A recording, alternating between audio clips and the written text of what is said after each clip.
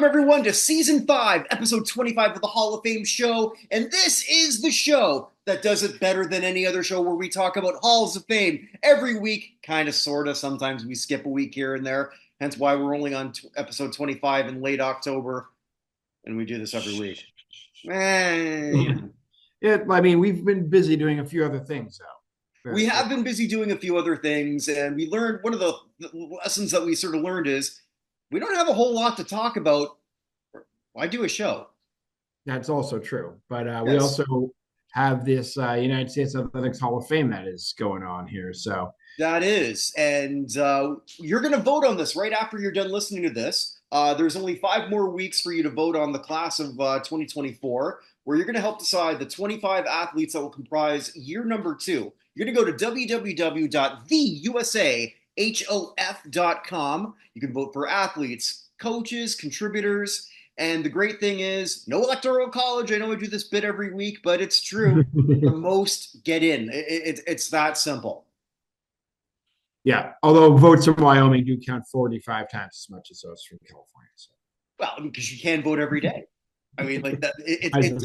I was making a electoral college vote. I'm sorry. Oh well. Wait a minute. Hold on. Yeah, you're in Illinois. I'm in Washington now, so I guess that's bigger. I think. I'm a Canadian, guys. I don't quite know all this stuff, all that particularly well. I know how it works. I just don't know which state has what. Yeah, Washington has fewer than Illinois, but I figured that they're both going the same color in 5 weeks or whatever. I would think so, and that's not an endorsement or a rebuff of anything. We keep it weird, weird. I think Evan and I are talked out on politics. I know that I am. Yeah, we're done. I voted earlier this week on Wednesday. So the good news about that is that I no longer get any more political ads. They stop automatically. I can't do that. No, they don't. That's the problem. They're still going. I've already voted. Leave me alone. Oh, okay. Well, I was going to say, like, don't you know I can't vote? I know. It was a joke, my friend. Yeah, I was going to say, no, I actually believed it because, I mean, they seem to know almost everything I do. That is true. So, but anyway, let's talk. Yeah, we got some stuff to talk about because the one great thing. Yeah, well, can we miss? We sort of half did something last week. Yeah, let's put that final take the pin out of what we had last week. Yeah, so we started talking about last week and then we got distracted and I realized I never got back to it. But the Columbus Blue Jackets retired Johnny Gaudreau's number. He was only there for 2-3 years. 2 seasons, I believe. But of course he died tragically because some guy was a drunken idiot for the 3rd time and hit he and his brother on their bicycles the day before his life. Yeah, that's his 3rd DUI. Oh shit! Okay. So the car in front of him had moved over to allow space for the bicycles. He thought the guy was just being a jerk. So he went on the right-hand side of the road and struck and killed both Johnny and his brother the day before their sister's wedding. But he was a guy who may have had an outside shot at the Hall based off the way his numbers were going. His moving to Columbus from Calgary was a very big deal for the franchise. So I completely understand the retirement. And Columbus has been around now for how many years now? It's got to be 25. Around 20, but but they've never really done much. So yeah, I don't really think much of the Blue Jackets in terms of. I mean, they've done so little. I can't even. And usually, I know I can tell you the year. I'm not even positive at all. I mean, the only other thing I think of like historically with the Blue Jackets is Espen Knutson, unfortunately, killing that little girl in the stands that led to nets become all around. That was in Columbus. When I think of Columbus, I think of them sweeping Tampa Bay when they had their historic regular season. When Columbus was a number 8 seed, and then they didn't do shit after that. But not as bad as the Bruins getting beaten by Florida after having the greatest regular season of all time. So it wasn't a sweep. It wasn't a sweep. That is true. So so it wasn't one of those things where Tampa looked so good, so like no one would have pegged. I don't know what the odds are I wonder if someone made some good money betting on Columbus this week. Probably no one, but laid any ducats on that. But anyway, Johnny Gaudreau's number retired.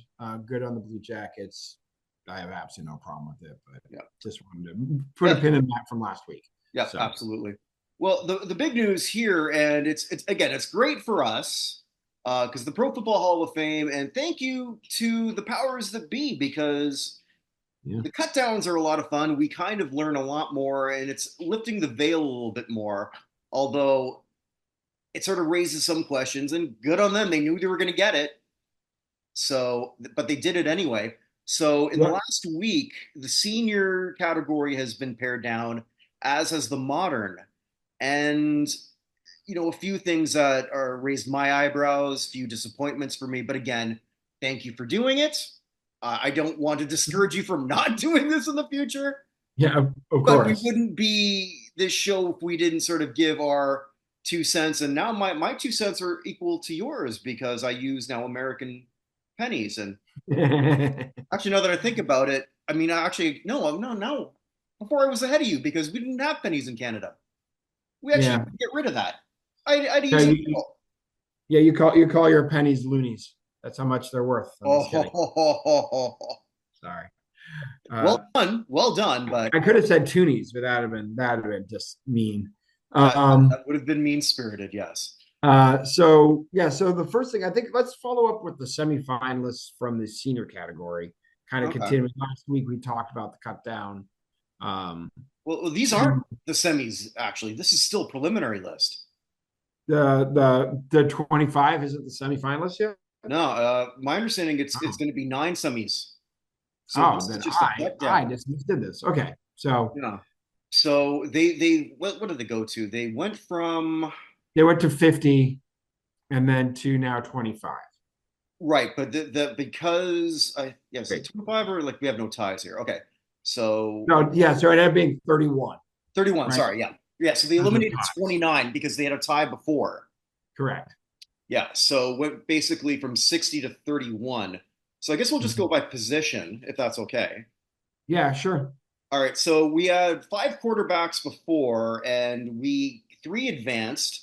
Ken Anderson, who I think is huge on everyone I've ever talked to, regardless of where they are, Hmm. world of football.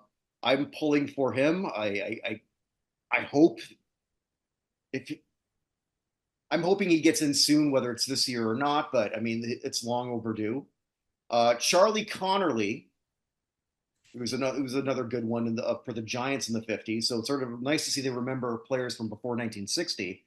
And then And Connerly, just by the way, has been on the ballot on eight separate occasions. So that's right on the regular ballot when he was a modern finalist, correct? Or yeah, correct. Well, yeah, and he was technically one of the fine or semifinalists last year too. So right.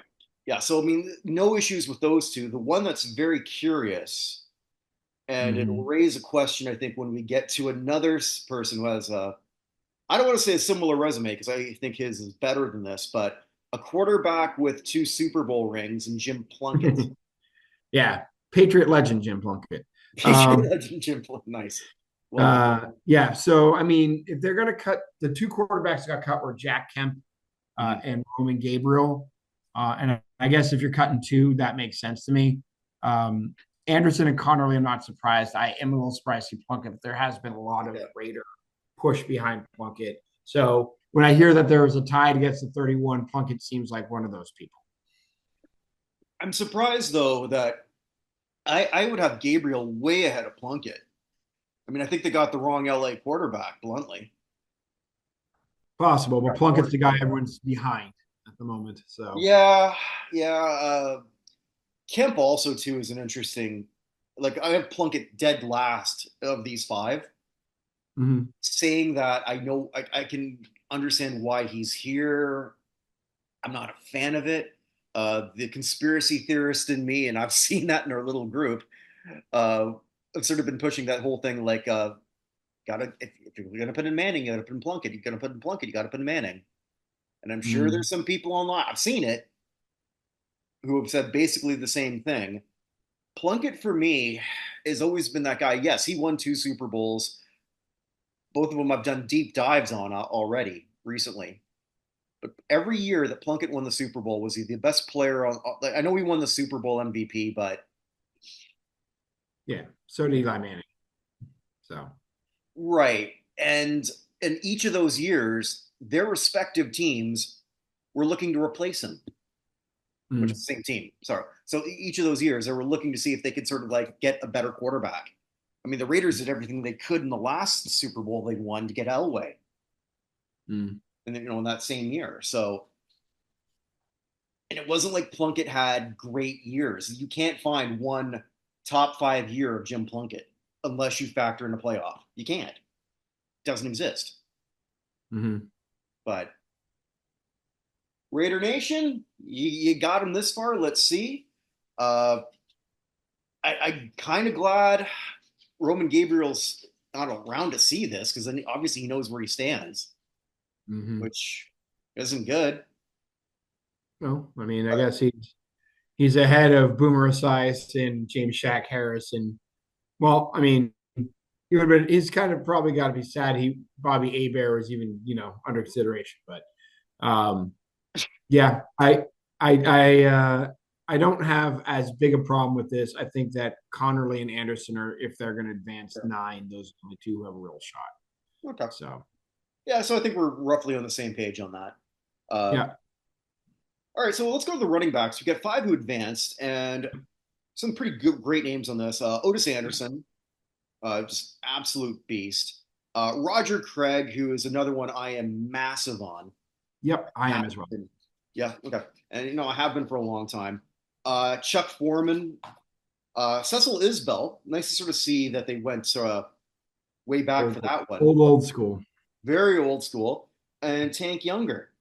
So they only cut hard, two that were also really good and could have possibly slid in those last two spots, with Isbell Yep. and Younger, with So Alan and Larry Brown. yeah, Larry Brown was one of my people who I had on my original list of 50. I did not have Alan Michi. Mhm. Um, but this is I'm not frustrated with any of these five names. Same, same.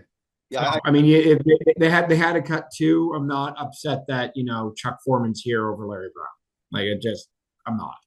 So right. out of this group, I think Craig has the best chance of advancing. Um, Right. it'd be interesting if Isbell gets there because it'd be interesting if they ever put someone like Isbell in front of the voters if they would actually vote for them or not. So Yeah, the more we move on, I think it's possible we never see a pre 1950 player again. they're going to have to do something about that at some point because there are still like just having gone through a thing. There's still half a dozen to a dozen players who just never got even a hearing. Who we need to have something on. Right. There's another one coming up on the offensive line here. I'm glad to see made it get that far, but I will see how far that happens. And one, yeah. So there's only really two of them from the old school who made it through. So All right. Well, let's go to the wide receivers slash tight ends. Although there were no, I don't think there were any tight ends that sort of went through. now all the tight ends were eliminated in the first cut, Yeah. which is ridiculous uh, because who was it? I believe it was Christensen. Todd Christensen was there. Todd Christensen is. Yeah. It's silly that he didn't first cut at least. I just did a whole marathon while I work of Married with Children. Saw his episode where he sort of played a Chicago-based TV trivia host. I don't know that he could do it as well as Evan Nolan could. I mean, maybe we should take a look into that. I think he could do that. Especially with that hat. That'd be sort of your gimmick hat. I think you could pull that. But advancing, well, I guess the first name alphabetically isn't really here for as a wide receiver. That's White Shoes Johnson. Mm-hmm. Stanley Morgan. Yep. Art Powell's back. Actual Patriot legend. Yeah, absolutely. Sterling Sharp, who a lot of people in our group are very, very big on. Another person who's sort of like in that, was just really one injury away from the Hall. Yeah, agreed. Yeah. And, And and, by, and by the way, I think Stanley Morgan, if I'm correct, I think he still has the for people over like a certain number of catches, he has the most yards per catch of anybody in the oh, history of the really? league. It's a ridiculous number. It's like 18.9. Oh, It's a wow. ridiculous number for him, which is part of the appeal behind Stanley Morgan. And So anyway, especially too when correct me if I'm wrong, you're pretty much only guarding. You're putting your best person on Morgan almost his entire career. So who else? yeah. So Morgan had Fryer at one point, but other than that, there wasn't another Patriot wide receiver who was worth uh, any real amount of interest in the 80s. So And based on I know I don't even have to do a deep dive on their rushing to know they didn't have anyone there. yeah, no one rushing. I mean, we had Mosey Tapupu and Tatupu and a few other people, No, but I think you said it right the first time. Not a our shot at him, just more of a no, yeah, commentary on the Patriots running game. yeah, it was bad. But sometimes that's just how it is. And finally, Otis Taylor, another excellent candidate to get this Yeah, far. Otis Taylor is probably the player I thought should have gotten the bid over Art Powell last year, but Art Powell's still here. Um, so we'll see Mild what that surprise to means. me. Yeah, I feel at this point Otis Taylor, if we're going to go for a AFL wide receiver, Taylor is the way that they're more likely to go. I'd imagine at this point than Powell. Based on what they've already heard in that room, I tend to agree with you. And that's the only reason Yeah. why I'm surprised he's here. Not that I don't have a problem with Powell being here. It's just I'm going No, like he's not the most surprising name on this list, though. When we get to offensive lineman, I mean, I'm yeah. still flabbergasted. So Well, so the wide receivers cut Mark Clayton, Isaac Curtis, Boyd Dowler, Henry Ellard, who just will never get any love, and same with Harold Jackson. Those two did so much, and Henry Ellard retired with the second most receptions in NFL history and has fallen down the list and has just been completely and utterly forgotten up until like 2 years ago. So Ellard is one. It was pretty much my second hill. My first one we'll get to when we get to the correct me if I'm wrong, Evan. moderns. Ellard finally became a semifinalist in his last year as a modern. I'm pretty sure. Let me double check that. Yeah, and Ellard, no, he was semifinalist in. He was a semifinalist, yeah, in 2023, and then he was on the uh, semifinalist list for the seniors in 2024. well, I guess now he's not even that. Yeah, So we'll go to the linemen now. So again, going way back to start off with the Ox Emerson. yeah, that's one of. Oh, there's one other win here in the offensive line I missed earlier. But yeah, go ahead. Okay, Joe Jacoby. So no Mm-hmm. surprise with those two. Mm-hmm. Mike Ken, another very good one, especially whole career with Atlanta. Atlanta just was even slightly better, right? Like my God, the length of time he played. Yeah, Uh, Bob Kuchenberg, who probably should have been a long time ago, but probably acted his way out from what we led to believe in terms yeah. of. He Kuchenberg was one of the final five on two separate occasions, Mhm. and they did not vote him in either time. Yeah, His not being in the Hall of Fame is part of the reason we have a backup today. yeah, So huge part. Sticking with Atlanta, George Kuntz. mm-hmm. And Jim Tyrer, mild surprise, not because he isn't deserving. He probably is the most deserving in terms of what he did on the field, but he basically shares something in common with Chris Benoit. I'll leave it at that. Yeah, mild surprise for Jim Tyrer. He's the Okay, one big name I surprise. I don't know. Nobody's talking about it because maybe nobody remembers. I couldn't believe I saw his name here. Yeah. Tyrer is basically the best offensive lineman who's not in the Hall. He was on the ballot once, and then later that same year, murdered his wife and kid, and then himself. So the idea that he's here for, I mean, technically you're only supposed to talk about what they did on the field, and on the field, Tyrer is impeccable. Mm-hmm. But yikes. And then Al Wistert, who's the other way back machine guy Well, here. okay. So since we're here with Tyrer, do you think because of what there's so many of these people who are getting passes for things that they've done because of CTE, and we're assuming that Tyrer had it. We don't even I know. mean, yeah, there's no way to go back and check. I mean, that Yeah. would make some sense. I just think it's an easy line to draw in the sand. To be like, yeah, if you kill somebody before you're, elected, we don't really have to consider you.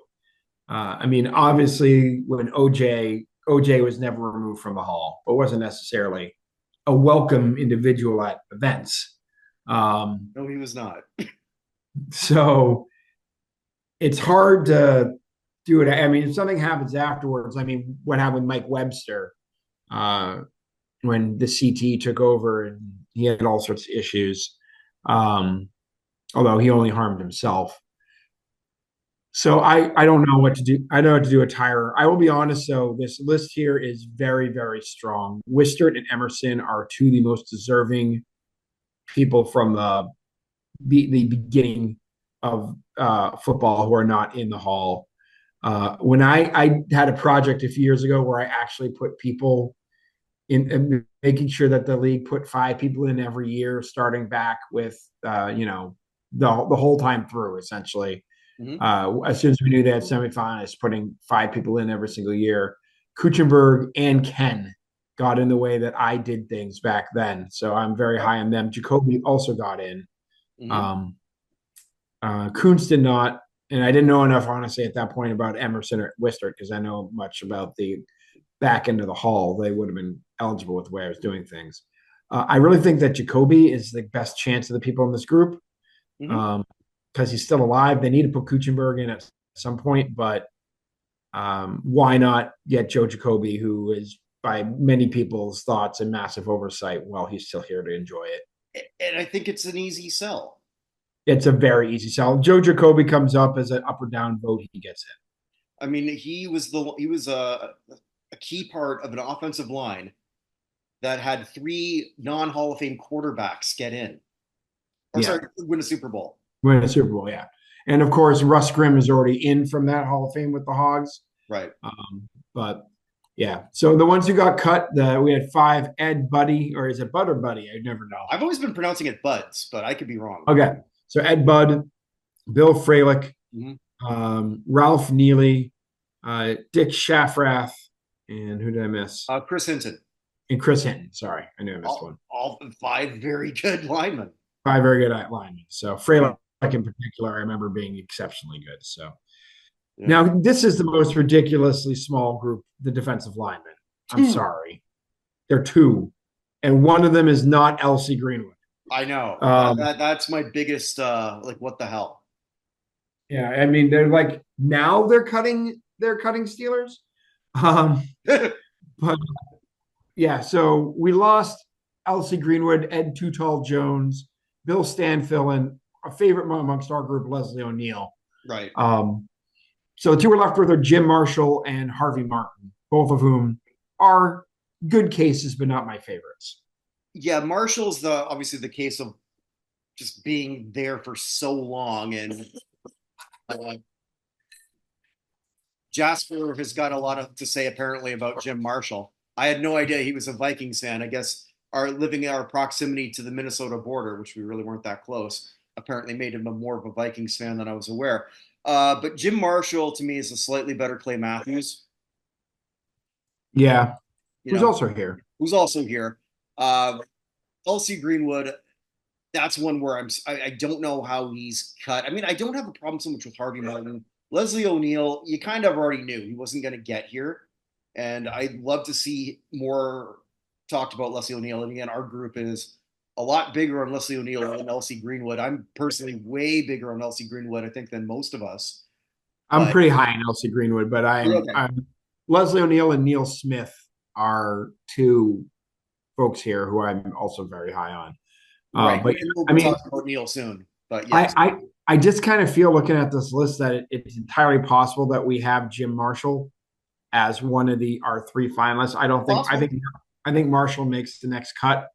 He's 86, so Mhm. he's still around. Um, So that at this point may work in his favor over Harvey Martin or Elsie Greenwood, who are both gone. So Right. Yeah, and just with the projects I've been doing with Paul, I've been watching a lot more of these older games too, and it's amazing watching how some of these people just stand out so much. And again, it's all of these people we've been talking about. yeah, I guess it is weird though because still the most well-known play of Marshall's career is him scoring a touchdown for the other team. it So, is, yeah, but but it always. I don't think that's what keeps him out, though. I'd like to think it no, is. no, I agree. I agree. Yeah, So it's just funny. it So is. it's like I always said about Morton Anderson, or not Morton Anderson, Gary Anderson. Like the most famous play of his career is missing a field goal for the 15-1 Vikings in the playoffs. So anyway, linebackers, we got five. Well, we already talked about Clay Matthews Jr., who's here. Oh dear Lord. Wouldn't surprise me that he advances a little bit further. And joining him are Carl Banks, Mm-hmm. Maxie Bond, who is an excellent candidate here. A fantastic candidate who unfortunately passed away last year. Yeah, didn't he make it to the not group of nine last year? I believe so. Let me double check. Yes, he Yeah. did. Right. So he made it to the group of nine. Yeah. Larry Grantham, another great candidate. Tommy Nobis. Uh, Yeah, another great candidate. so all of them have a very solid case. With all due respect, Browns fans, the weakest one. Well, actually, maybe Carl Banks is the weaker of the five. Yeah, Banks is. I don't know. But I mean, Matthews is the name here. Mm-hmm. But last year, um, as you said, one of the finalists was Maxie Bond. So he got further last year. Yeah.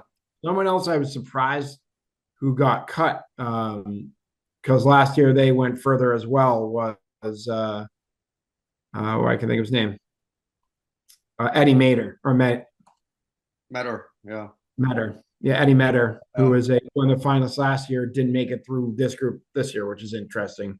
Very interesting. But I guess before we get there, because he's a DB, so we lost. I'm sorry. No, Metter is here. I apologize. I screwed up. My bad. Okay, I thought so, but then I thought, well, Evan's got to be right. No. I screwed up. I had him in the wrong category in my own thing. So I Okay. apologize. All right. So those eliminated: Bill Berge, Mhm. Joe Fortunato, Leroy Jordan, who I thought. Fortunato, I was the only one in our group to vote for. I'm much higher in Fortunato going through this process than I thought I would be. Mhm. So, Andy Russell mhm. and Pat Swilling. Yeah, and Oh, Pat Swilling. Phil Villapiano. Yeah, Villapiano as well. But Pat Swilling is something I know both you and I are very, very high on. But the odds of him getting in as a third linebacker from that Saints defense that never won anything seems very, very low. Well, yeah, I just think they put the horse on behind the wrong saint, but I get it. Yeah. It's God, I hate to say it, but I mean, I think one of the most overrated musicians in history is Janis Joplin, but she's dead. Mm, Right? yeah. Maybe I, we have a I, disagreement on that one. I disagree with you on that one, but Yeah, that's okay. that's which is, but Yeah. Whatever. yeah, if she was still alive, she'd be playing the Rio in Vegas. She, yeah. I mean, she died at what, 1970 at 27. So she'd be what, 80, 81 now. So anyway, Opening for the ghost of Carol Channing. this group, by the way, Maxie Bond is my choice. I actually really like Larry Grantham as well. I like Tommy Nobis. The other two, Banks and Matthews, I'm not as high Well, we got four defensive backs going through and four who fell off. on. Yep. Four great names. Lester Hayes. Oh Mm-hmm. man, watching those early Raiders games, that was a difference maker. I believe he was a finalist at one point in the modern list, was he not? He was, yeah. Let me see here. Lester Hayes. Why can't I find it? I want to say more than once. Hold on. I put in Hayes and I came up with Bob Hayes. So he was finalist starting in 2001, 2002, and then as a senior, he's 5-time semifinalist Okay. between seniors and modern. So, what am I saying? He's a 10-time semifinalist. So Uh, he's been on the ballot on 5 separate occasions. okay. The surging Albert Lewis, who got no attention until he was in his final year of eligibility as a modern, Mm-hmm. uh, made through, I believe, the first cut down last year in the seniors. He's still here. Mm-hmm. Eddie Metter, who I agree with you, even though I've got Hayes ahead of him, but I Yeah. think the momentum is far greater on Metter, who is still the franchise leader for the Rams Yeah. with 46 picks, and another good one in Everson Walls. Who also was ignored until his last year. 2018 was his last year as a modern, and he got his first time in the ballot. Mm-hmm. So out of this group, I think that Metter is my favorite, but I get Hayes, and it wouldn't shock me if Hayes ends up being the person. I think that Albert Lewis is going to get in here eventually. I just don't think with Metter and Hayes here, he's going to be the priority. Um, Yeah, so it's so interesting how there's got to be some people stumping for him there that just decided to make their voice heard mhm. out of nowhere. Yeah, out of nowhere. So out of this list, my prediction of Maybe Jack's really on this committee and we don't know could be. it. No, sorry, the defensive backs who got cut, just by the way, Mhm, Jerron Cherry, Pat Fisher, who passed away earlier this month, mhm. um, Lamar Parrish, and Albert, No, and Dick Anderson. Dick Dick Anderson. Anderson, yeah, Dick Anderson, Jerron Cherry, Pat Fisher, and Lamar Parrish. Like four Lamar, great ones here. yeah. Parrish and Cherry especially are pretty high on my list. Mm-hmm. And again, I'm going to need a Bengals historian to help me do a deep dive on how Ken Riley is this much more worthy than Lamar Parrish. So I'll need a bit of help on that one. Got it. So anyway, that's it. The only other person who was still left after the first cut was a special teamer, Steve Tasker, and he did not advance. So Mhm. Yeah, so that leaves us with that. I think, there's a couple names there that obviously they've got some big fan bases. Gabriel comes to mind. mm-hmm. That's got to be a kick in the teeth for a lot Mm-hmm. of them. I Yeah. know our friend Vinny Lospinuso is friends with someone who's been pushing behind the scenes very hard for Roman Gabriel. Obviously, they were very disappointed when that never came through, and when this news comes out, Yeah. that's another Just- gut punch you don't need. yeah. So out of this list, who, if you had to pick three with who's at less, who do you think the three are going to be? Well, I, I think they're going to go two offense, one defense, with Mm-hmm. Anderson and Craig being the two more obvious ones to me. Uh, Mm-hmm. I would be fine with either one. The one on defense, you got to figure it's almost like lather rinse repeat. And I'm wondering if my gut tells me Metter. Doesn't mean I have got any inside info. I don't. Mm-hmm. It's just a hunch. Yeah. So I'm going to say it's going to be Anderson or Craig. Okay. Um, one of those two will be it. But then I'm thinking it's going to be Joe Jacoby will get his shot back up the front. And then Mm-hmm. they'll go a little bit older with somebody. And Metter is a very good choice. Mm-hmm. But I'd say Metter or Lester Hayes over any of the linebackers. Yeah, these are Probably. yeah. My three are the three. Well, two I really want, but that's my prediction for what it's worth. Right, yeah, right. I mean, if I could put any one of these people into the Hall of Fame, it's probably. I mean, honestly, the way I feel about things, it's ridiculous. I'm picking an offensive player, but it's Roger Craig. Like that man was just ridiculous. One of the most important players when I was a kid, uh, and so important on dynastic teams, and just didn't get in somehow. Mm-hmm. So, Well, although I'd probably also push for Ox Emerson because that guy was ridiculous. So from back in the day, but I would have known that originally. All right, yeah. should we go to the moderns? Yeah, so this one we've got to cut down from. So we got a lot more that we're going to be talking about in terms of their cuts. 167 prelim, and we're down to 50, and I believe it was an exact tie. So we do have Mhm. 50. This group will be reduced to 25 official semifinalists. Yep. And well, with quarterbacks, I mean, I picked two quarterbacks on my list, and this was neither of them. really, So well, yeah. okay, you picked for in terms of who you wanted because when we But did yeah, this, no, because when we did the project for yeah, Jack, I had well, only two, I had there were originally 10 quarterbacks. I only had two. Neither okay. were Eli Manning or Steve.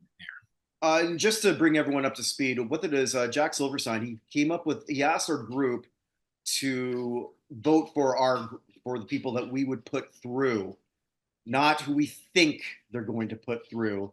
And he Mhm. put that, I believe, on Clark Judge's Talk of Fame. So you can actually see what that whole group is on the Talk of Fame network. So check that out if you'd like to see who our little football insider, well, insider, but our football Hall of Fame enthusiast group. That sounds more accurate. Yeah, I'd say that's more accurate. Yeah, sort of put through. And I'm with you. These are not the two quarterbacks that I selected either. I have less of a problem with one of them than a lot of the people in our group, but I'm so much bigger on two other quarterbacks that we'll talk about. The two So, that go ahead. yeah, no, good. Well, the two that they put through is Eli Manning and Steve McNair. Eli Manning is one of those people where there's a small part of me that almost wants him to just get in right away so I can stop talking about him over the next 10 years. Does that sound awful?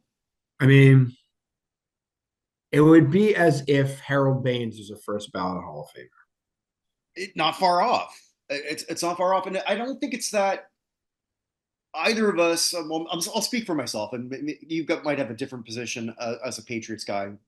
So, there's a little bit of hurt there, I'm sure. It would be I for mean, me. yeah, but Well, yes, but that's not why. If the I mean, Peyton beat the Patriots a bunch too, and I had no problem with him. right. Well, so Eli, again, my thing against him is pretty simple, and I can do it in an elevator speech. Yes, he's two Super Bowls, and yes, he was very good in two series of playoffs. He's a 500 player with a lot of talent around him. Was he ever the top five quarterback in the league? Maybe. No, no. The only you can maybe make an argument, and I think I looked this up, was 2012 Mhm. was the answer, but the only statistical category he ever led the NFL in was interceptions, which he did three times. Mhm. So yeah, I wish back in the day that he had lost that last football game. So he would have retired with the losing record and we could just get this all over with. But he won that game barely. or if the in the grasp rule was in effect. And the grasp rule was in effect. Yep. Or if David Tyree didn't put Stickum on his helmet for the last play of his career. So that's a bitterness talking. But yeah, Eli. So the two I had were the two Philadelphia quarterbacks. Same. Same So exact. So Steve McNair is the other one, and I don't have a problem with Steve I McNair. don't I have a like problem. Steve McNair, but Randall Cunningham, this is the one that because what is he on year 18? Yeah, I think he's got 3 more years. This Okay, one and two more. right now Randall Cunningham for me, and I'm a big proponent on influence. Roger Mm-hmm. Craig, I'm huge on because he was a very influential back for what we see in today's game in a true dual threat. Uh, Randall Cunningham was, again, your three-time Burt Bell Award winner, so a three-time version of an MVP, a player who you can't talk about the evolution of a mobile quarterback without discussing Randall Cunningham. It's impossible. And he took some teams around him to a lot deeper than they ever should have been in Philadelphia and Minnesota, because I believe he had one very good year as a Viking. Uh, Donovan McNabb, the other one, who is his best receiver? Well, Terrell Owens for 1 year, and that's about it.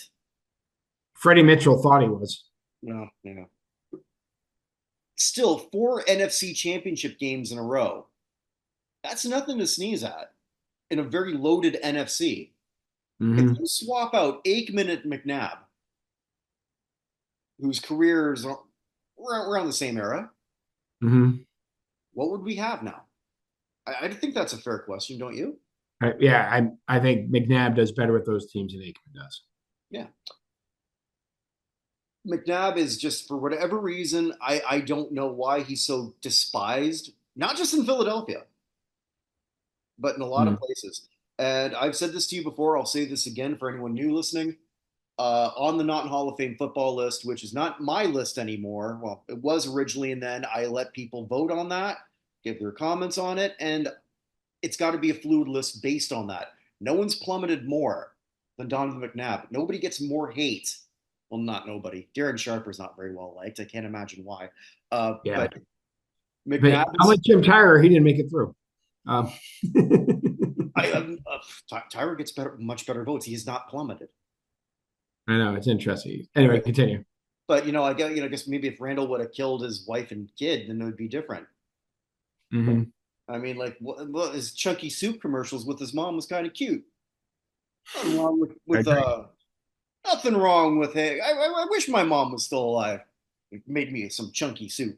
That'd make me pretty happy. But for if I'm Donovan at this point, who has discussed Hall of Fames before, who he believes that he should be there, he's not. He's alive. I don't remember reading anything about Randall saying anything, but I Mm-mm. know I've read many articles or many quotes from Donovan about this. Obviously, he's not stupid. He knows where Right. he's on this pecking order, Right. and he's not there. Yeah. Yeah. This is silly. I'm sorry. Randall Cunningham is a two-time. There are multiple people give votes for MVP and everything. He won the MVP twice. Was it Uh, three times the Burt Bell? yeah. Oh, well, he won twice from the not the AP. Oh, at PFWA or NEA or it could be Yeah, Sport. one of them. He Yeah. won twice, and then he won the Burt Bell Award three times. Mm. And he's being treated like he's Jake Delhomme. Who is cut and should be. Yes.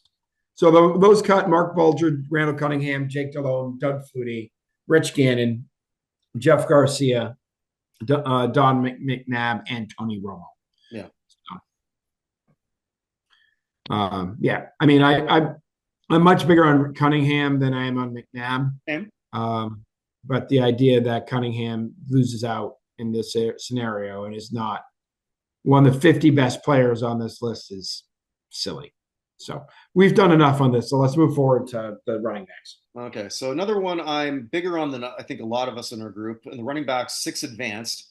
Sean Mm-hmm. Alexander, I very happy to see that he was one who advanced.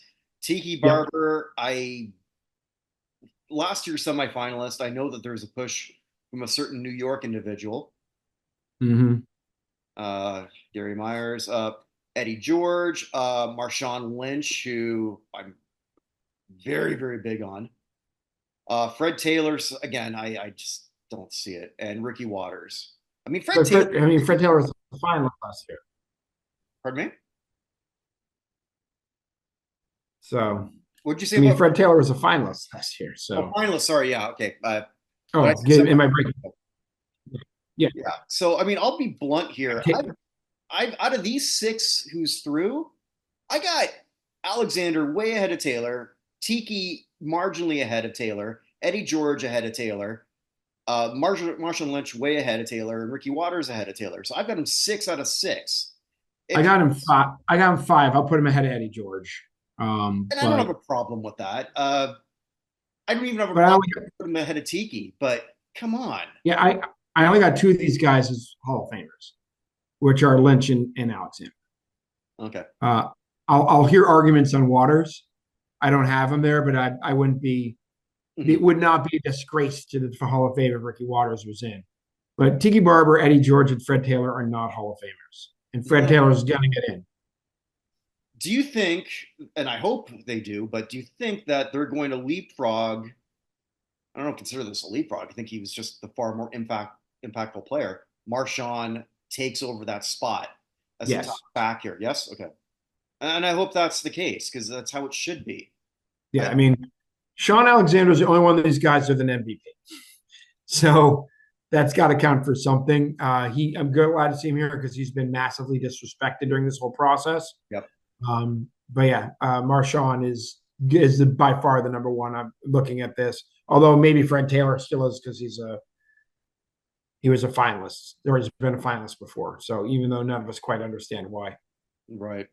So the ones who were cut, this also includes some fullbacks, because Mhm. that's how they group that. So there's no fullbacks who advanced.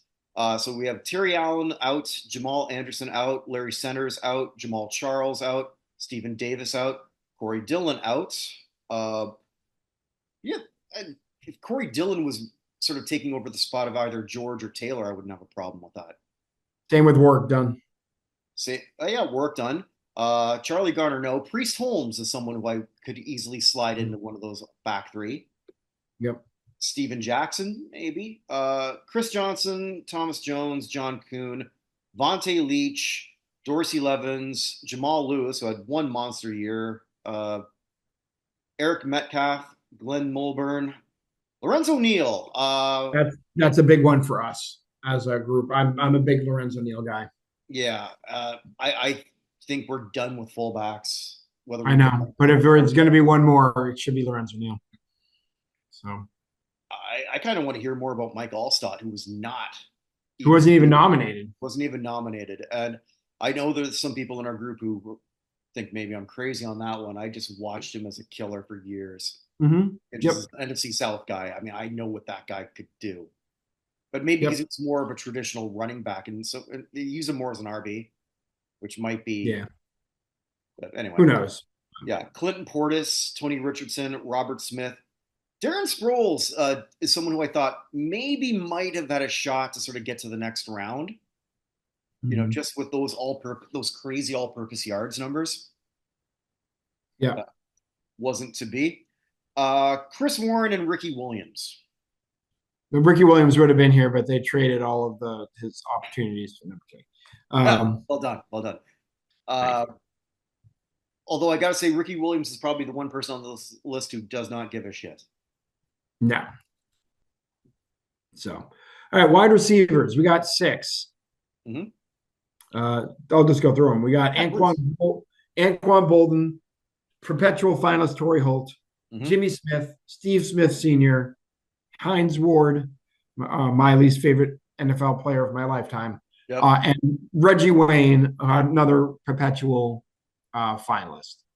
I think that's the right 6 for the most part. I mean, I could swap out a couple, but Jimmy Smith Yeah. is my least on this. Yeah.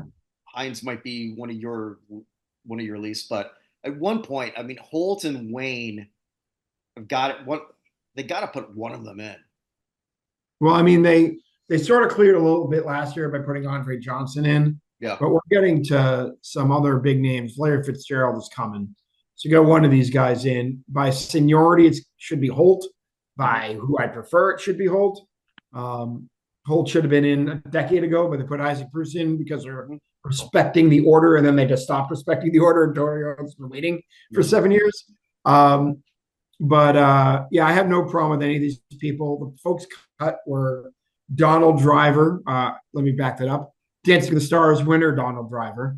Antonio Freeman. Whoa. Donald Driver won Dancing with. First off, he was on. Oh. Yeah. Okay. All right. Antonio Freeman, Irving Fryer, Joe Horn, Chad Ochocinco Johnson, Brandon Marshall, Derek Mason, Herman Moore, Machine Muhammad, Jordy Nelson, Andre Rison, Rod Smith, Demarius Thomas, Wes Welker, and Roddy White. And if you're counting at home, that is 1, 2, 3, 4, 5 Packers wide receivers who are not selected. So, but there's some powerful names here that can't even get there. Like Rison had a good run for a while. Welker was super successful. Ochocinco. Brandon Marshall, Fryer, who we talked about earlier. I'm a Patriots fan. Fryer is not a Hall of Famer. But right, yeah, we're happy to have him for sure. Yeah, we're talking about players that not number 1 overall pick in the draft, Irving Fryer. But yeah, I mean, like I said, Ochocinco was ridiculous for half a decade or more. Mhm. So yeah, this is a wide receiver is the toughest group, and it's going to continue to be tough.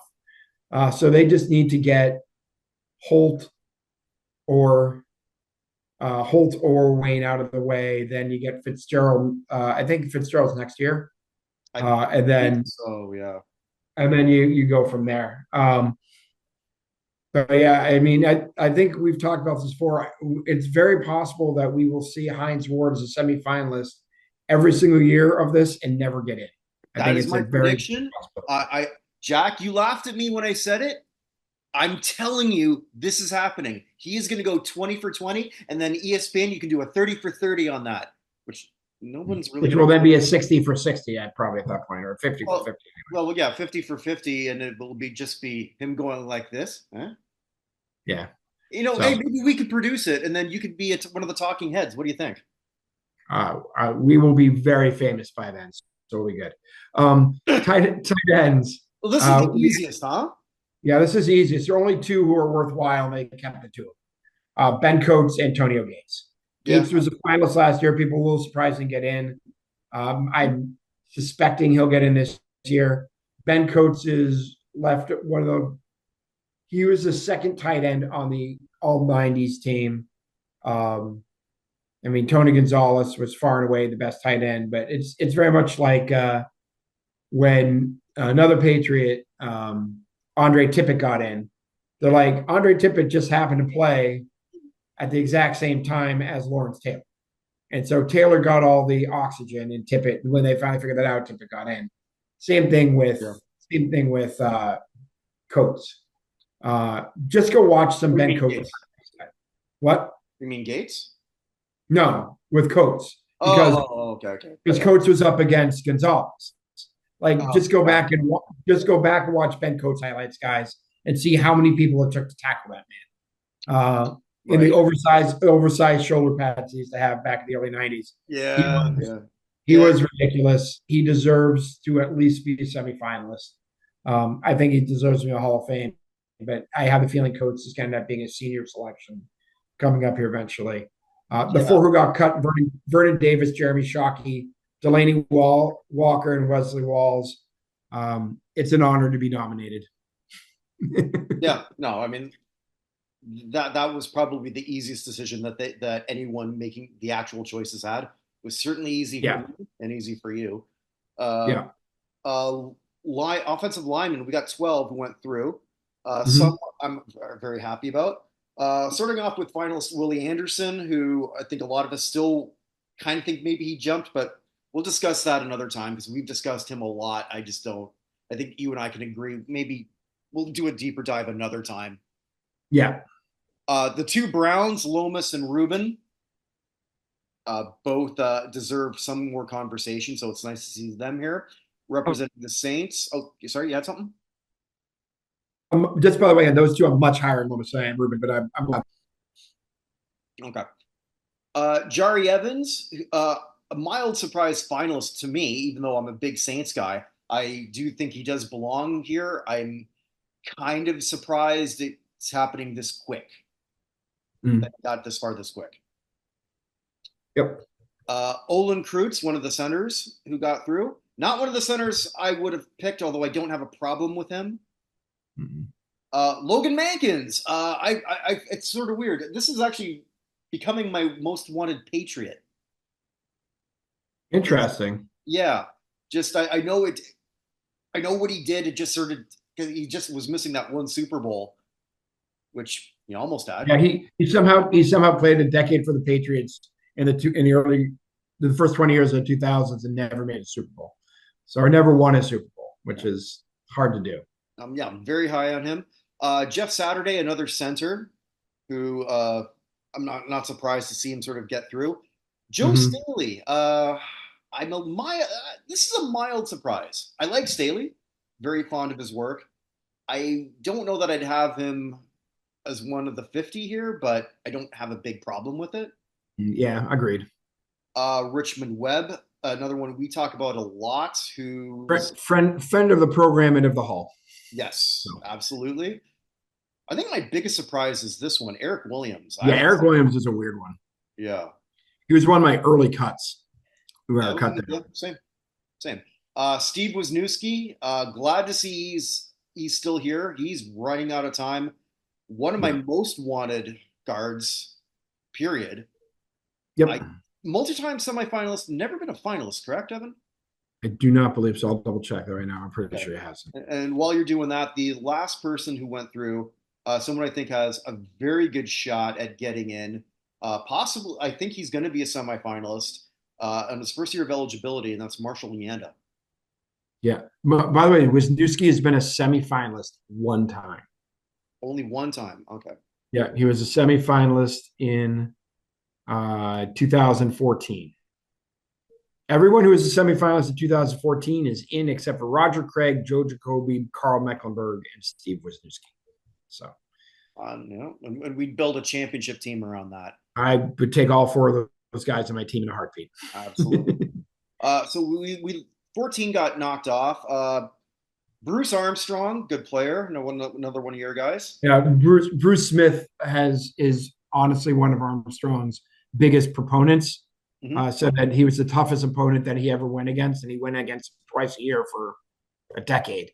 I don't think he'll ever get in, but an absolutely beloved Patriot, Bruce Armstrong. So, well, Matt Burke, another center, who will tell you because he told me on Twitter that he's not a Hall of Famer. Of course, if you listen to his buddy Tommy John, it's because he supports Trump. He has not said that. I would like to point that out with Matt Burke, although he does support Trump. So yes.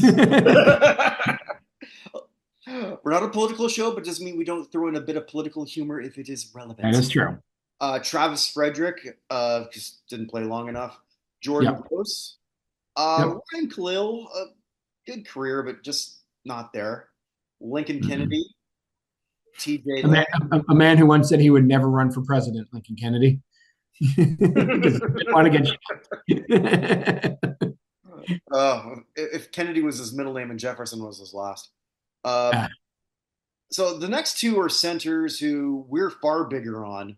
And as much as I've got respect for Kreutz and Saturday, who you suspect, though, if you were to say the Hall's going to pick two centers to get through this, those are the two we'd probably say they're going to pick. But these are the two that I think we would pick, or at least our group would. Nick Mangold, Tom Nolan. Correct? Yeah. I'm much higher on Kreutz than Mangold. Really? Okay. But if I had my choice of two, it would be Nolan, and then I'd have to think about whether I do Saturday or Kreutz. So, Nolan has been criminally overlooked. So, right. Not, barely in the room. Well, barely even talked about. So rounding it off, Mark Schlereth, no shock there. And same with the next three, and Josh Sitton, Chris Snead, Dave Zott. I think Brian Waters is a better case, the final person eliminated. But when he played his last year with the Patriots, and the thought was that he was a future Hall of Famer. I remember him saying at that point, but he hasn't come close. Yeah. So, that sort of is what it is. The defensive. I think you missed T.J. Lang in there as well. Just with no, I had him. Oh, did you? I misheard you. I didn't hear you. Sorry. Oh, good. So we'll go to the defensive side of the ball. So we have 8 defensive linemen who got through. And so this is sort of interesting with a couple of these, seeing where they sort of fall in. One I'm happy about is right away at the start, alphabetically, is John Abraham. Yeah. Who we have had lots of discussion that he is a better version of Dwight Freeney, who got him last year. Yeah. So. Well, I just have to sort of pound the pavement for him in a 3-minute video. There you go. That's all I got to do. Jared Allen, who's eventually going to get a first ballot. He was a first ballot finalist. And it's next to impossible not to get. Well, it's never happened. It's never happened, and he's going to get in eventually. I won't mind if it's this year. I'm not as high on Allen as one of his teammates who's on this list, but let's just get him out of the way so we can continue on with our lives. Yeah. Yeah, someone who would be much happier about sort of tying into that Eli Manning conversation. Well, I don't know. I shouldn't have said that. I would take Jared Allen being elected 3 times over Eli. So would I might go 3.5. Robert Mathis, semis last year. Mild surprise that he was that to me, Mm-hmm. but we'll see what happens this year. And Freeney mentioned him specifically in his Hall of Fame speech. Mhm. So we'll see. Well, someone who is also on his first year and should do very well. Haloti Nyada. Yeah. Uh, I, Go ahead. I'm very high on Nada getting in at some point. Same. A past semifinalist, but I think it's been a couple years since he's been there. Simeon Rice. Yeah. His problem is, are they going to put a fifth defensive player from that Tampa defense Yeah. in the Hall? Well, I have a hard time believing it. someone who I would put in over Jared Allen. Would I? I'm It's close. close. Neil Smith. And Yeah. I'm He was so happy he's a top 50. a force. Oh my And God. again, someone else who seems to have been absolutely forgotten. He was destructive as hell for particularly on those Broncos teams. Mhm. Um, just absolutely, in my opinion, is a Hall of Famer, and it's great to see he's here. And I hope they sort of go a little bit further. He's what, 18th year? Well, Yeah, 17th I or think 18th so. year. It's got to be close. Yes. And I'm again, old, so. has never been a semifinalist. And with all due respect to the next guy who's through, I've got him higher than Vince Wilfork, although I love Vince, love him. Just I want to barbecue with him more than anyone else that we've ever talked about. But Mm-hmm. he's been a multi-time semifinalist. He will again. I'd like to see Neil get that push. Fair. As for you and the next guy, your biggest guy, I'll let you do it. It's my hill to die on. Kevin Williams is the best defensive lineman not in the Hall of Fame who's eligible. Like Mhm. there's just no debate about this, except for the people who are voting for this for some reason. Jared Allen is his teammate. The reason Jared Allen had so many opportunities to get the quarterback is that Kevin and Pat Williams were taking up the entire offensive line by themselves. Mhm. like, and Pat was one of the people who got cut. But that Vikings defense, which is so forgotten about now, was a top rushing defense in the league for 3 straight years, and was a top 5 rushing defense for 8 out of 9. And Kevin Williams was the man. Now he's got no social media whatsoever, Williams. Uh, but like, I am a Patriots fan, guys. Kevin Williams is a Hall of Famer, and I don't know who I have to convince and how I need to convince him to get him in. He needs to at least get to the semifinalist list, which is a bare minimum. No offense to Wilfork, who I love. And I think ultimately we'll probably get in. It looks like they've gone to the different Patriots defender first. But Kevin Williams is a Hall of Famer and needs to get in, and I am worried he's never going to get it, even talking in the room. Right. Well, so the nine taken off: Leroy Glover, Casey Hampton, Mm-hmm. Chester McLaughlin, Clyde Simmons, Henry Thomas, Justin Tuck, Ted Washington, Jamal Williams, Pat Williams. Yeah, and Ted Washington is someone I don't think I'll ever get in, but that man was also a dominant force Absolutely. on this list. The only other one I'd want to say, I already talked about Pat Williams. The only one of those people I also want to say is a little something about is, I mean, both. Well, I'll say both Leroy Glover and Casey Hampton, Hmm. uh, defensive tackles, nose tackles. Had the problem with that position is there's just no stats you get. You're taking on multiple people and blowing stuff up for other people to get credit. Right. And Hampton and Glover were excellent at it, as was Will Fork. Hmm. So I don't think they'll ever get in either of them, but they were. I would not have been disappointed with Hampton or Glover in the middle of my defensive line for a decade. Yeah, So I think this, if we go by positional, this is my most happy one because the two people I'm biggest on to see them make this cut with mm-hmm. being Smith and Kevin Williams. Got to Yeah, specify the Williams. Uh, yeah, so I guess we'll go to linebackers. Another one I'm super happy about, and I will hit the pavement on him, and he's running out of time. yes, Cornelius Bennett. yeah. Yeah, Cornelius Bennett and Daryl Talley were absolute menaces on those Buffalo Bills teams. If I'm correct, correct me if I'm wrong. All those Bills teams that made 4 straight Super Bowls Mm-hmm. don't have a single defensive player in the Hall. No, Bruce Smith. Oh, Bruce Smith. I apologize. Of course, Bruce Smith. Yeah. I yeah, I'm dumb. That was dumb. But like Bennett and Talley were both exceptional, and Bennett was better than Talley. And then he was still really good. Well, they both went to Atlanta eventually. But yeah, Bennett's a Hall of Famer to me, and Yeah. he's ahead of he's ahead of at least one of these other five who's gotten more consideration than he has. So Also a two-time UPI Defensive Player of the Year. So there was a voting body that did recognize him that good.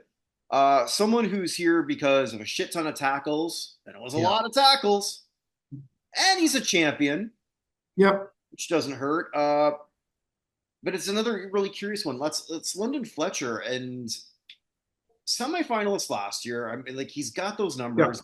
A lot of those places where like right place, right time. I I I, I like him. I like him a lot. He's But he is the fifth person on this list to me.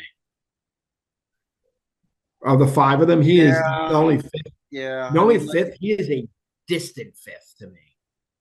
So and that's fair, and I can see why a lot of people would say that. But he's probably going to be at least return to the semis. I Uh, don't think so. you don't think so?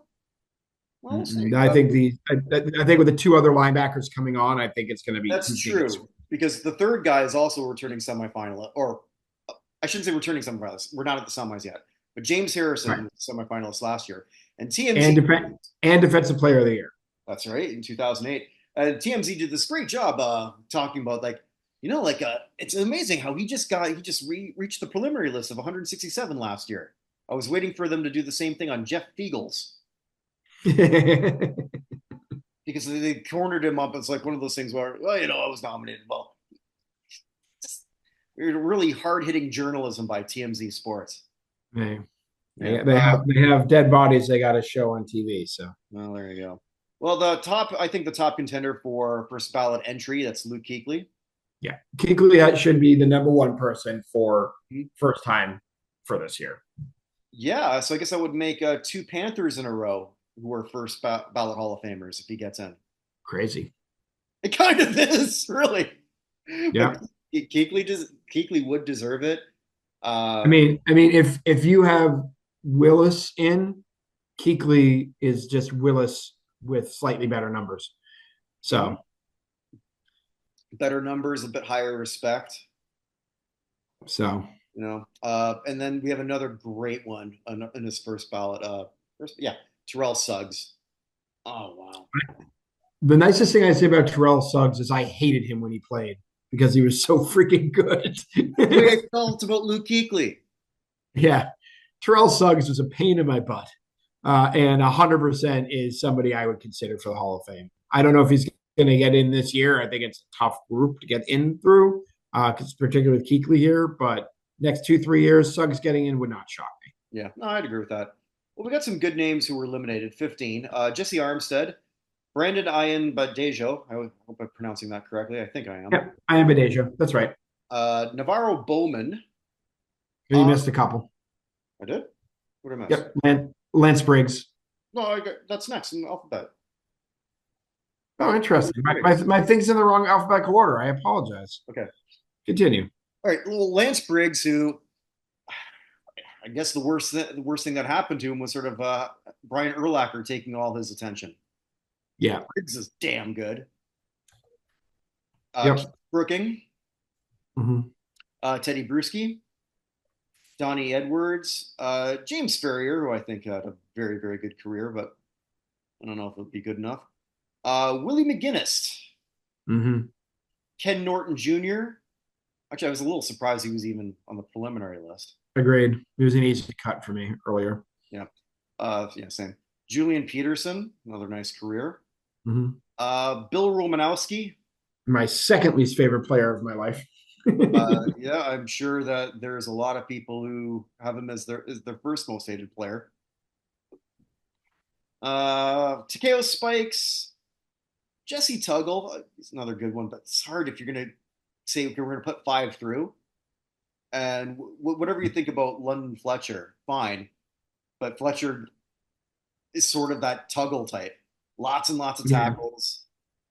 Who had more? Well, Yeah. Fletcher did. So. Takeo Spikes played more games in the NFL than anyone without ever making the playoffs. Oh, really? Mm-hmm. Played the most games.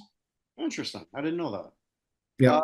Mike Vrabel and Lee Woodall, you know, look this This up. is just you are eliminating Patriots who have won multiple championships section of the thing. Yeah, So I'm sure that's what they were thinking.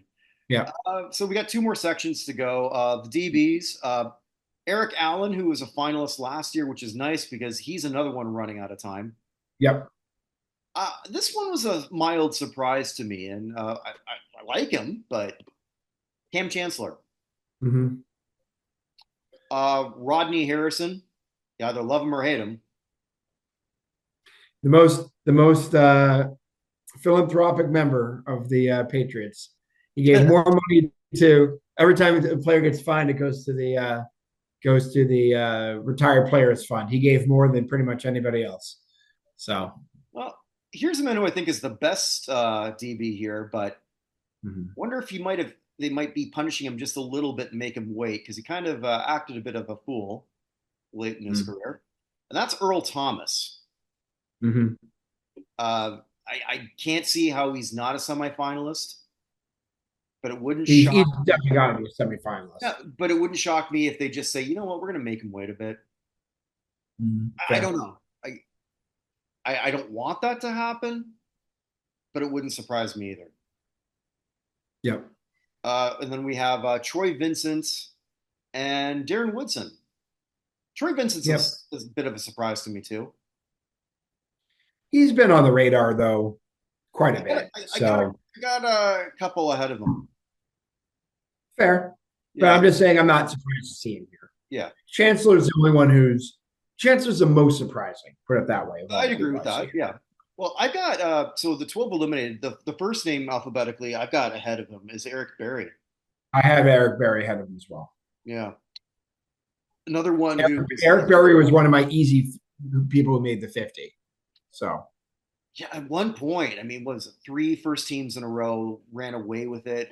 That devastating injury. He was just never the same. I think he had one good year after that injury, and then he couldn't even string together like a healthy game after it, which really was a shame because this guy probably was again another one. I'll repeat myself, an injury away from the Hall of Fame. I agreed. really thought.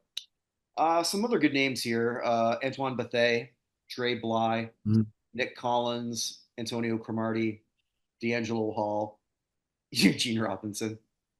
Yeah. I kind of chuckled because, well, he's the NFL Man of the Year, my friend. That's right. And I wonder if he took that trophy with him when he got that prostituting blow.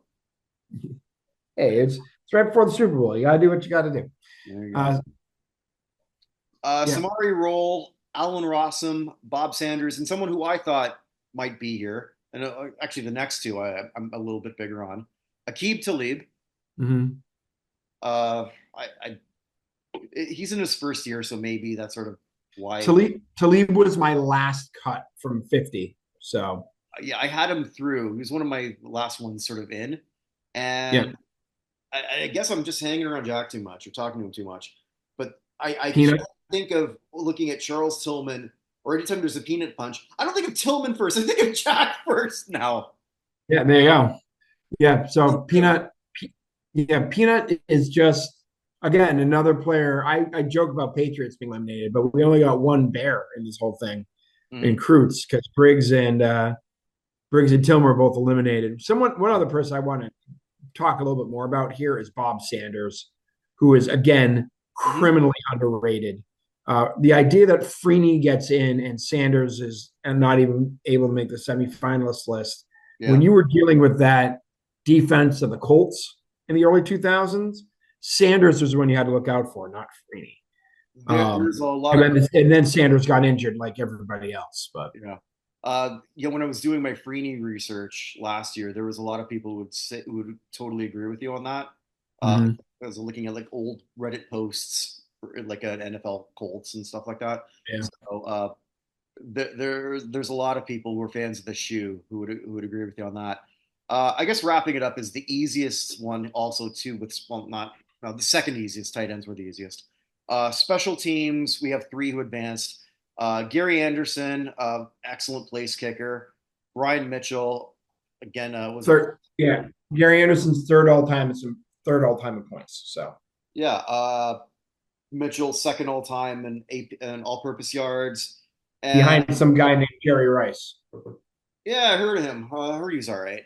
And Yeah, he's not. someone who might become the first and only place kicker to become a finalist and first ballot inductee. I don't know, but it's Adam I Vinatieri. don't. He will definitely be a semifinalist. I would not be shocked to see him as a finalist. I think he's not going to get in the first ballot, and I think people are going to be like, "How is Vinatieri not in the first ballot?" And then he gets in like two or three. So I mean, he's got everything you need. He's got the duration. He's got the moment. He's got the rings. he's And got multiple moments. yeah, I mean, he had multiple moments in that first Super Bowl, yeah. right? Um, so Vinatieri is an absolute lock to make the Hall of Fame at some point. I just don't know if it's going to be in year one. Yeah. I really think Keachley is the only one I'm expecting again in year one, even though they're like Earl Thomas and a few others, Marshawn, Eli Manning. There are some pretty good players here. I really only think Keachley is going to be the only one who I can guarantee you is getting in the first year.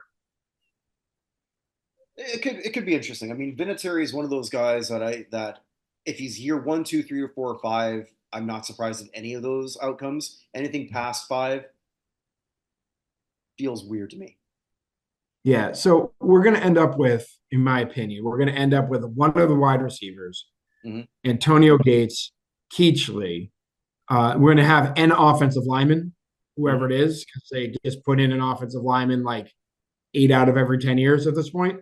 Hmm. And that leaves one spot open for a wild card, which I hope to heck isn't Eli Manning.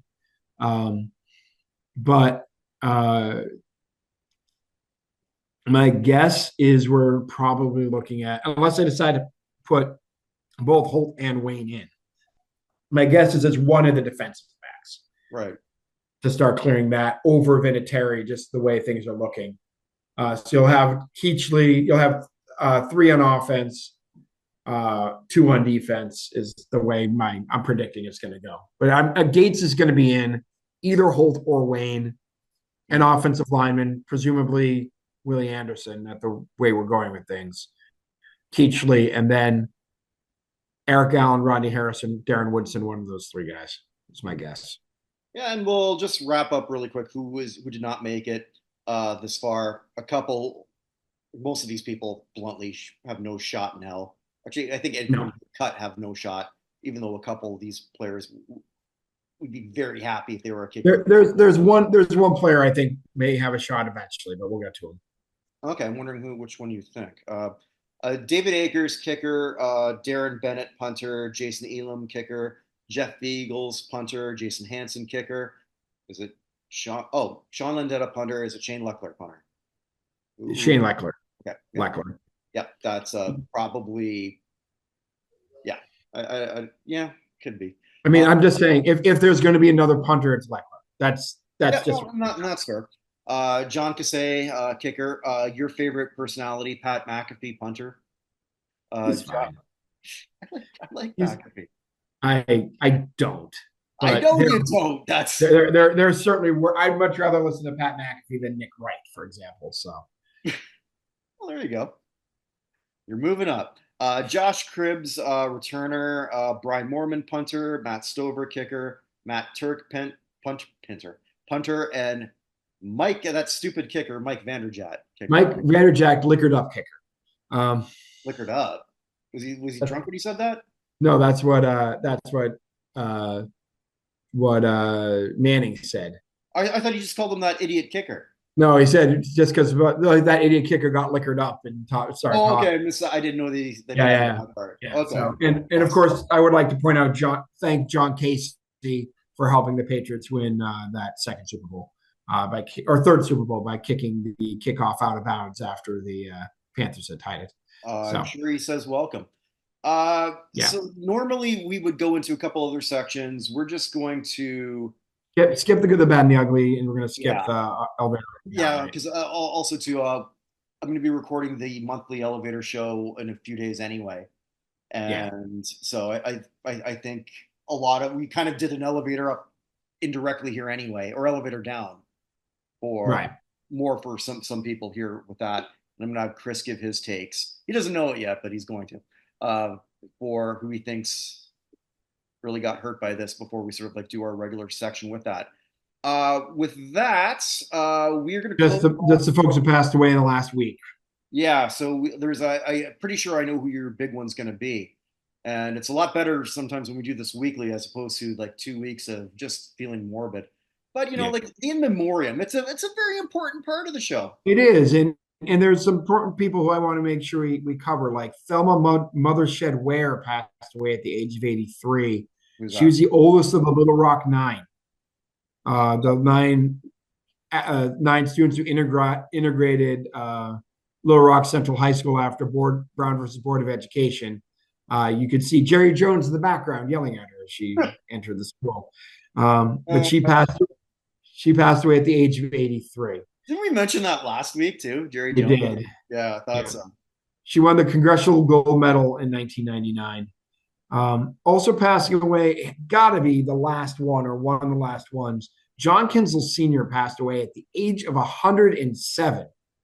He was one of the World War II Navajo code talkers who Oh, were with the U.S. all over the place that helped us win the war because of like Enigma that could be broken. In order to create Navajo is not a language that's ever been written down. mhm. And so they had them all over to pass secret messages. But 107 years old for John Kinsel Sr. Served with the Ninth Marine Regiment and survived Iwo Jima as a member of the 3rd Marine Division. Mm. Um, another member of the 3rd Marine Division who survived Iwo Jima, my great uncle, Peter Mulroney. So also survived Iwo Jima with the 3rd Marine Division. There were only about 300 of them who survived out of the whole division. Oh wow. Uh, so yeah, but yeah, he passed away at the age of 107. Mm. Also passing away, a little less important, I suppose. Well, we'll get to her in a second. But Michael Newmy from Baywatch, passed away at the age of 67. Never, I can't really say I watched the show from beginning to end. I just sort of, I may or may not have taped it and just fast forward through parts. Yeah, I understand what you mean by that. It was the most popular show in the world. I didn't really watch it either, but he was the old guy with the mustache. I was like, "Who's this old dude?" And it was Newby. But he passed away from heart failure. He'd been suffering from Parkinson's disease for years. Oh, So, before we go on to the next one, I can confirm now that I've spent some time in Germany, they really do like David Hasselhoff. oh yeah, I know. The only time I put on the TV there, here, I think it was like 5 minutes, just like, no, 10 minutes because I was trying to see if I could find football. I did not find football, but I did find two David Hasselhoff commercials. Excellent. Mm, Uh, so he passed away at the age of 67. yeah. Also passed away Ed Griles, best known as one of the big music video directors from back in the day. He did stuff for Deep Purple and Rainbow and a group called Blue Angel, which included a band member named Cyndi Lauper. So Oh, he's the guy who did Time After Time, Girls Just Want to Have Fun, won a VMA for Girls Just Want to Have Fun, and a Billboard Award as well, and a bunch of other stuff. Huey Lewis in the News, he did The Heart of Rock and Roll, If This Is It, Stuck With You, Sheena Easton's Jimmy Mack, Eddie Murphy's Party All the Time. oh, wait, Uh, you don't get any credit for that video. oh, you think that's worse? Lee Greenwood's God Bless the USA as well. I've never Um, seen that. and the WWE's Land of a Thousand Dances folk with Cyndi Lauper, Meatloaf, Rick Derringer, and 50 WWE Oh, wrestlers. I grew up on that. I don't So know that you want to take credit for that video either. I just wanted to point it out. I really saved it for that. But Ed Griles passed away at the age of 79. Also passed away one of the greatest centenarian athletes, Julia Hawkins, who started track and field at the age of 100 and set world records in the 100-meter dash in her age category.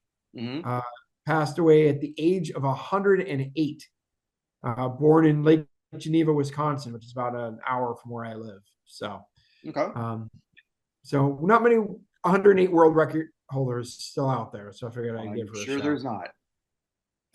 Also, Jeff Capes, British shot putter and strongman and Highlands Games competitor, multiple time winner of the World's Strongest Man competition in 1983 and 1985. He passed away at the age of 75. So, also passing away, a couple of players from NHL, Pete Conacher, who played from 51 to 66 with the Maple Leafs, Blackhawks, and Rangers. He passed away at the age of 92. Is he the one? No. Hold on. I just want to make sure. So he was a member of the 67 Toronto Maple Leafs who won. Oh, okay. So I'm there's got to be. sorry. I think we talked about. I take that back. His cousin Brian Conacher was on the Maple Leafs. I misread. Oh, okay. So Yeah, because I know we looked at when George Armstrong passed away. I think we realized there's only a few of them left. yeah.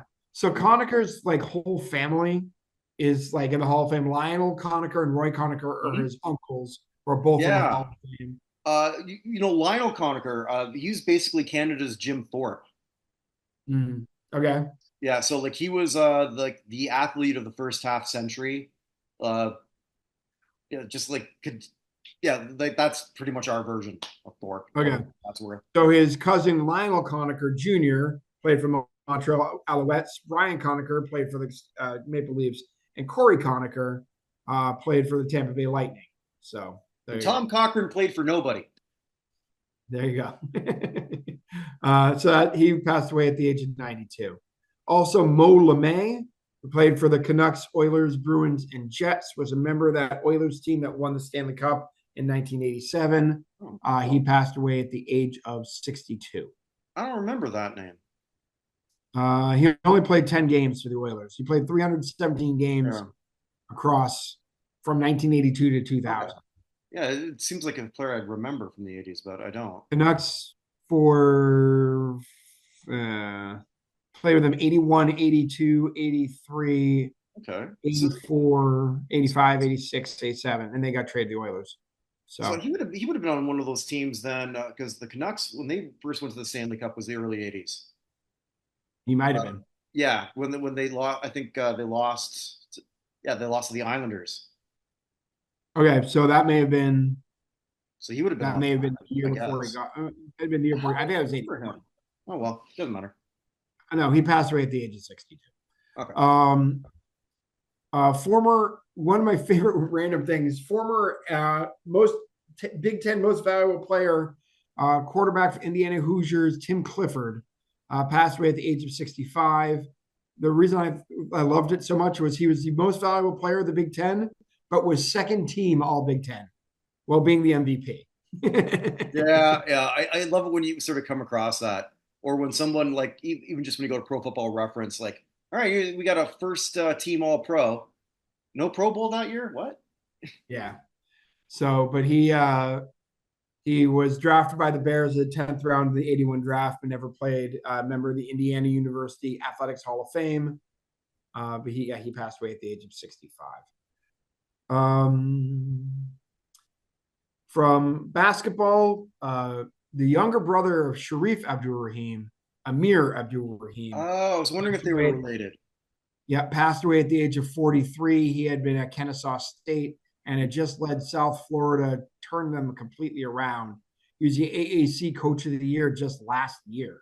The Atlantic Sun Coach of the Year at Kennesaw State in 2023, 2024 ASU Coach of the Year. So uh, Sharif, of course, is now the current president of the G League, but he had a medical procedure due to an undisclosed illness, and there were complications while he was in the hospital. Mm. So we So didn't he's find out really why.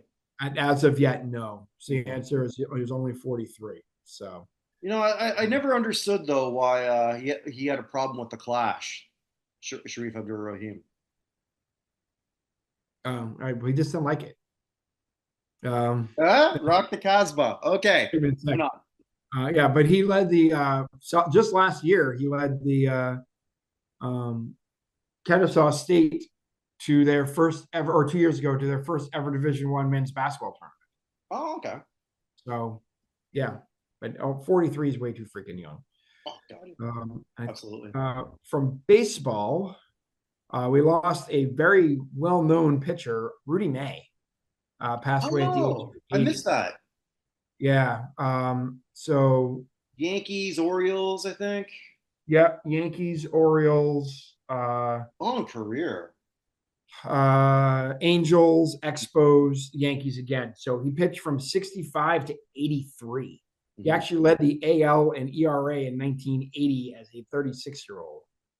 Yeah, his first appearance was April 18th, 65 for the Angels. His last was September 21st of 83 for the Yankees. He went 152 and 156 in his career, but his ERA was only 3.46 over that many games. So that seems like less run support than anything else. 1,760 career strikeouts. So, Yeah, I missed that one. yeah, so he was traded. So the trades that he had were he was traded with Rick Dempsey, Scott McGregor, Tippy Martinez, and Dave Pagan to the Orioles for Ken Holtzman, Doyle Alexander, Oh, Elrod Hendricks, Grant Jackson, and Jimmy Freeman. I wrote Frank Robinson earlier today. Doyle Alexander was once part of a trade for Frank Robinson as well. Um, I saw him pitch when he was a Blue Jay at Exhibition Stadium. Doyle Alexander, like there you tail go. end of his career. Yeah, I think he had his last Uh, good season as a Blue Jay when he was like near 40 or something. You know who I Close. Got saw it. once at I think he only played there for like 3 games, 3 or 4 games as a Blue Jay, but I was fortunate enough to see him. Phil Niekro as a Blue Jay. Oh, Oh, wow. yeah. Some of the most money I ever made was buying tickets to John Smoltz's first start as a Boston Red Sox and selling them. Oh, So really? about 100. So I was a partial season ticket holder for the Nationals at the time, and Okay. the Red Sox were coming down to play in Washington for the first time, Mhm. and they had a group that fell out, and the Nationals ticket staff knew that I was a Red Sox fan, Mhm. and so they offered me 160 tickets if I wanted to try and get people to sell them. I was like, sure. So Mhm. I bought them, and I made it was one of the best financial investments I've ever made in my entire life because it ended up being the first game that John Smoltz pitched for the Red Sox and their first game ever in Washington. And I felt bad. I was putting them up for 2 times the face value, and they were Oh, flying so you off. felt really bad. So I went to 2.5 times the face value, and they were flying off too. I made like $5,000 on that for like a $2,000 investment. It was What crazy. the hell am I doing wrong? But anyway. I don't know. I got kind of lucky on it. It's the only time I've ever done that. But yeah. So anyway, but he passed away at the age of 80. The other big name, of course, from baseball, uh, Fernando Valenzuela Anguamea. Um, so nicknamed El Toro. I don't think anyone really realizes when Fernando Mania existed how ridiculous it was. I kind of do. I would have been 9, and that like baseball was my first thing that I really got into. So yeah, I remember as much as I can. I was 9, but thinking that this was the biggest guy in the game because that's how he was presented when I first started watching like the 10-minute news of sports. That's all we got, right? When it was nothing else. But I remember the early part of Fernando Mania relatively well. Just that rookie season, which I, I mean, I don't how many people have. There's not too many pitchers who won the Rookie of the Year, and the Cy Young and the World Series. Yeah, Man, I think yeah. that So might be it, right? so he had come in to the as the offseason as a pitcher, as a starting pitcher. He'd been a reliever the year before in 1980. Just Mhm. had a cup of coffee, and so 24 hours before opening day, with the Dodgers, Jerry Royce, who was supposed to be the starter, got injured, Mhm. and so Valenzuela was told that he was pitching, um, and he didn't think Tommy Lasorda was being serious. Mhm. So what did he do? He went out and shut up the Houston Astros 2-0 in a complete game. He had his first 8 games. He had went 8-0 with 7 complete games, 5 shutouts, and an ERA of .5. Right. It's it's hard to start a major league career better than that. And the rest of the 80s, too, I think people forget, or at least I forgot because I had to look that up, that he was still a top five Cy Young contender a few, like, I think 3 or 4 more years after. So Mhm. Fernando wasn't just a one season wonder. I mean, the Mania was one season, Uh-huh. but his he had a very, very good run. Although he played, I want to say, for like 6 other teams after, like in the from the late '80s on. Finishing up with, I believe, San Diego The Cardinals, actually. Cardinals. Yeah. But I think his last decent season was as a With Padre. San Diego. Yeah, he played the Dodgers 80 to 90, then 1 year with the Angels, Mhm. then the Orioles, Phillies, 3 years with the Padres, and the Cardinals for the very end of his career. Yeah, and then went back to the Dodgers after his playing career as a Spanish language commentator. Mm-hmm. And what was it? Correct me if I'm wrong. I believe he was still doing broadcasting in the first round of the playoffs, or no, like up until the end of the regular season. And then he took a sabbatical for his health, and no one really knew why. May have been. I don't know. Yeah, because I think I don't he know. broadcast for them this year, and like I'm old. I remember too when I was looking at him as a little kid. Like, I think the mania also around him was just not because he just had this smile. It was because you didn't look like an athlete. Mm-hmm. He wasn't particularly tall. He had a lot of. I believe his background isn't necessarily Mexican. Well, it's Mexican, but it's also like indigenous Mexican, I believe. Possible. That I don't know. Yeah, or at least I think that's part of his bloodline anyway. So he just looked like this That's average so kid. you are correct of Mayo indigenous ancestry. So there you Okay, go. yeah. So you're just this average kid who nobody knew what the hell he was, and just even though he couldn't at the time, he didn't speak any English, Mm-hmm. which was also pretty goddamn rare in, Mm-hmm. in MLB back then. Because you weren't getting these players from Asia. You weren't. I mean, other than the Dominican explosion hadn't happened yet, and the Cuba pipeline was cut off. Yeah. So there was nobody. I mean, well, you had Hispanic players. I mean, we just talked about Louis Tion, who we just Yeah. lost. Yeah. But Who also came up during my research of Frank Robinson, because Robinson once hit a 541-foot home run off of Louis T. So anyway, but what was the exit velocity? I'm more interested in what how the win percentage changed after that home run. Yeah, So my most, like, who cares? It's gone. yeah, exactly. So Yeah. So, but yeah, I that's one of my early baseball memories is, well, not completely understanding Fernando Mania just as 9, but just he mhm. was presented as one of the biggest stars, which he was. Yep, absolutely. Yeah. So 6-time All Star from 81 to 86, World Series champion in 81, won the Rookie of the Year in 81, won the Cy Young in 81, led the league majors in strikeouts in 81, won a Silver Slugger in 1981. Yeah. Also won a Silver Slugger in 83, the wins leader in 86, Gold Glove Award winner in 86, Mhm. pitched a no hitter in June of Right. 1990, 90, yeah. and had his number 34 retired just last year. And to answer your question from earlier, Mhm. he would broadcast through the 1st of October when it was announced that he'd been hospitalized for undisclosed illness. which is reported now to have been liver cancer. Oh shit. So he was probably So fighting through that for. He probably knew. he may have. So, Yeah. but they're going to win a uniform patch during the World Series and all of next season. And Yeah. do you know what happened in the game this evening?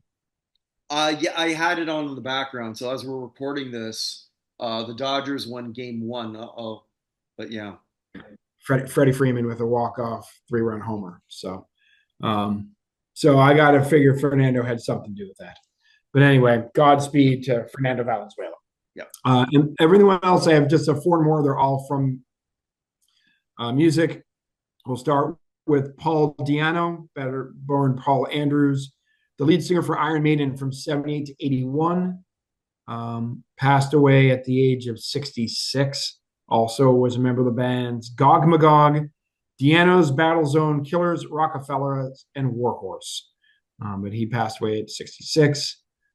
From American blues, folk, and jazz singer, guitarist, record producer, Barbara Jean Spillman, better known as Barbara Dane, passed away at the age of 97. Also was the founder of what was the name of the thing she founded? Why can't I find it?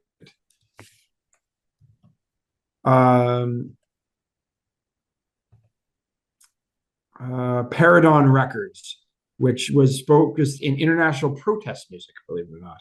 Oh, so okay. Also passing away. This is I was going to do this one right after Fernando, but it's felt not nice to Fernando.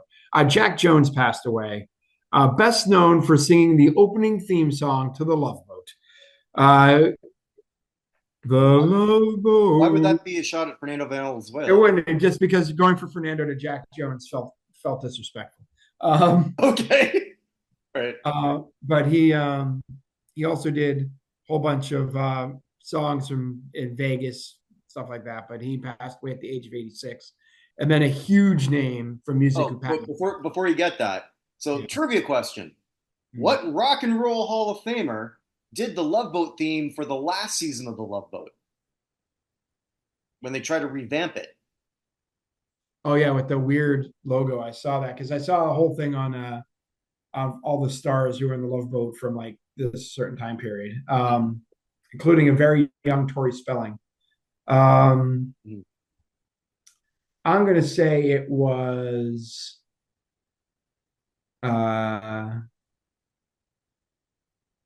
what's his name from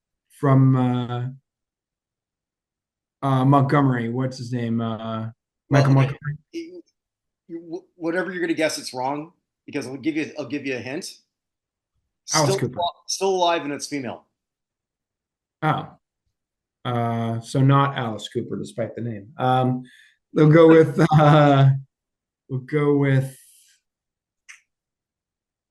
Kate Bush.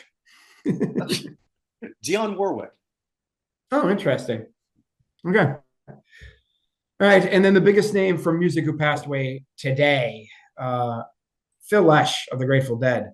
Yeah. Passed away today at the age of 84. I think that only leaves Bob Weir, right?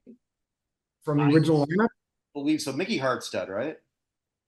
Pretty sure. Yeah. I've never been a big Deadhead. Mm-hmm. I'm not Deadhead at all, but I mean, I guess maybe it might have had one of those things where I guess I would have had to have been there to sort of like get that experience. Yeah. I listened to their in college. I listened to their greatest hits quite a bit. Oh, really? Okay. Yeah, I've never been to a Grateful Dead concert. But let's see. So Jerry Garcia, Bob Weir, Phil Lesh, Bill Kreutzmann, and Ron McKinnon were the original members. But yeah. He is, but he passed away at the age of. Is Mickey Hart still alive? Hold on. Mickey Hart was an original member. Mm-hmm. Mickey Hart. He is still alive. He's 81. Oh.